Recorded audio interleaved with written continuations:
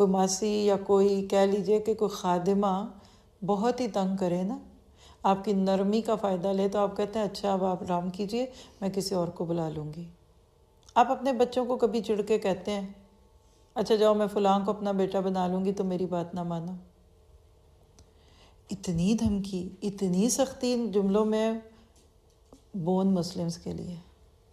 تمہیں دین کے تقاضے چبھتے ہیں، جاؤ، ہمیں نہیں تمہاری ضرورت، تم ایک دفعہ نہ کر کے دیکھو، ہم کبھی تمہیں موقع نہیں دیں گے۔ یعنی اتنی سختی ہے ان آیتوں میں کہ آپ صرف ان کے لفظوں پہ غور کریں تو آپ اس کو محسوس کریں گے۔ 2 آیات ایمان سے متعلق۔ 33، فکر آخرت ہو تو اتباع رسول بھی کریں گے اور پیروی بھی کریں گے۔ دونوں کا فرق پتہ ہے آپ کو؟ اتباع کہتے ہیں فٹ سٹیپ پہ چلنا، کسی کے نقشے قدم ہیں اسی کے اوپر آپ چلتے جائیں۔ اس کے برعکس اطاعت کیا ہوتی ہے؟ دل کی خوشی سے کسی بات کو ماننا۔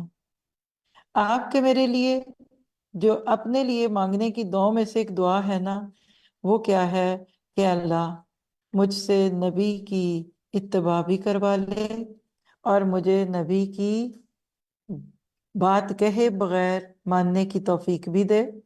پھر سورۃ محمد کی آیت 36 کا ٹاپک، اس میں کیا میسج ہے؟ تقویٰ آ جائے تو انسان اپنی ہر چیز اللہ کی راہ میں لگا بھی دیتا ہے، پھر بھی ڈرتا ہے کہ قبول ہوا کہ نہیں ہوا، کیونکہ واللہ الغنی وانتم الفقراء، بڑا بڑا لکھ لیں، اللہ کو ہماری نہیں، ہمیں اللہ کی ضرورت ہے۔ تو فیتھ ان ایکشن کیا ہے کہ لوگوں کو خوش کرنے سے زیادہ اللہ کی خوشی کو مقدم رکھنا۔